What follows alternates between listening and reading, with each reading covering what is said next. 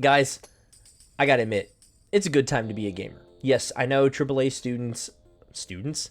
I know AAA studios have a bad habit of overcharging half-baked games, but it's still a good time to be a gamer. Why? Because shows and movies are finally adapting games with love, compassion, and a lot of budget. I'd say the best example of this was Amazon's show last year, Secret Level. I loved it. I binged watched the whole thing. I enjoyed every episode. I liked how cool and fun and creative it was. It's already cleared for a season 2, so I thought I would pitch my list of 10 games I think should have an adaptation in Secret Level. Let's get started. All right, first up is my own personal dream project. I'm just a little bit biased. Is Sly Cooper. I grew up on Sly Cooper, so again, I'm a little bit biased, but I think it would be so legit if the opening level from the first Sly Cooper was an episode of Secret Level. You could even do it in kind of the comic booky vibes they went for, have Sly kind of running on a rooftop in the shadows, and he's maybe giving a little bit of his backstory, and then going through the security. I know that sounds so basic, but I could totally see this sort of Sly Cooper comic booky style. And look, PlayStation, I saw you had an episode of Secret Level where you had little PlayStation characters and stuff. You might as well bring in a mascot that we've all forgotten. I think it'd be dope. I would totally love to see a Sly Cooper Secret Level episode. All right, second idea, Mass Effect.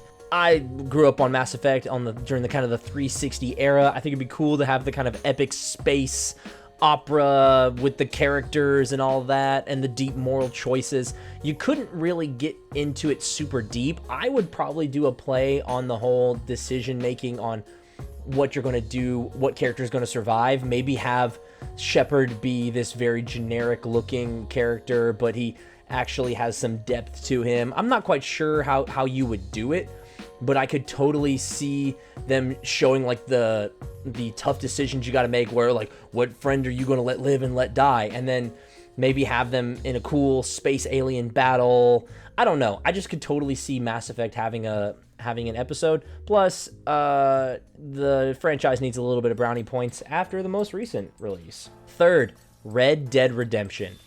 Look, it's a different vibe. We didn't really get any gritty Western vibes. We got the Outer Worlds episode. Sorry, spoilers alert, I guess. But we didn't get like an actual cowboy vibe. And I think it'd be legit to see the Deadeye mechanic pulled up on the big screen. Look, I don't really think you got to do anything crazy. Maybe do a super basic level replay, maybe show an animation of one of the missions that you go through in the first or second one. Maybe you find a way to portray the vastness of the game in the show. I don't know how you'd really make it work. I just think it would look super cool. All right, number 4, BioShock. Man, BioShock has the vibes. I could totally see an episode with like the dystopian underwater vibes, and you could make it first person. I think it'd be crazy if you had the camera be first person and you're like running away from big daddies and all that. You can make it kind of spooky, make it a little scary and thriller vibes. And you wouldn't be able to adapt the story as a whole because BioShock is such a story heavy game, but just adapt the vibes of the scenery. I just loved the look of it all, and I just think it could totally work. Next up, Elden Ring. Yes, I know there's an Elden Ring show in the works, but if you want to get people hyped up for that show, what better way to start it than to have an Elden Ring sort of pilot episode, if that makes sense. Hey, editing Cohen here. So I forgot about the Elden Ring movie that's been officially announced. So I say the word show a few times, so every time you hear the word show, just block it out of your mind and think of movie, okay? Okay? Cool. You got that kind of dark fantasy vibes, and I think you should play into the feeling of constantly dying and respawning and the definition of insanity where you're just constantly trying to upgrade and figure things out. I say play into that. You can play into the vibes of trying to figure out your opponent and not having your hand held. I could totally see it working. And what's cool about it, it's got lore. You can be rich in the lore. You don't have to be rich in the lore. I think of like the Warhammer vibes. The Warhammer episode in season 1 did not have super crazy lore up in your face. It had just really crazy, gritty action. And I could see that vibe, but just with Elden Ring. All right, number 6, we've got Portal. Now, if there was a game that I could see having kind of the first-person camera vibes, it would be Portal. It's got to have the kind of parkour, free-running look to it. You got to kind of make it be, maybe have it be a sport vibe, more competition. I don't know if I'd go with the exact storyline of the Portal games, but I definitely would go the look of it all. And Portal's just a great game. I think it's fun to kind of show the puzzles. Maybe don't reveal the solution to the puzzles yet. Let the viewer try to keep guessing on what to do. I could totally see it working. All right, next up, we got Undertale. Undertale, I think if no one has ever played Undertale, it would be awesome to go for the vibes of, oh, it's so sweet, it's so cute, and look, you're helping out these little animal people. And then the Metroidvania starts playing, it starts playing, and all of a sudden, the vibes shift. And I think you gotta have the Sans doing the word text, and have no dialogue, no voice acting, just those words. I know that sounds weird. Not sure how you'd make that work. I could just totally see it looking cool. All right, now we got Dragon Age. I know there's been some media out there about Dragon Age, but I think it'd be pretty cool if, in the same way that they did the Dungeons and Dragons vibe, I think you go Dragon Age vibes with the dragons and your party that you've assembled. You got to kind of check off that fantasy list. You can't have all of them be sci-fi.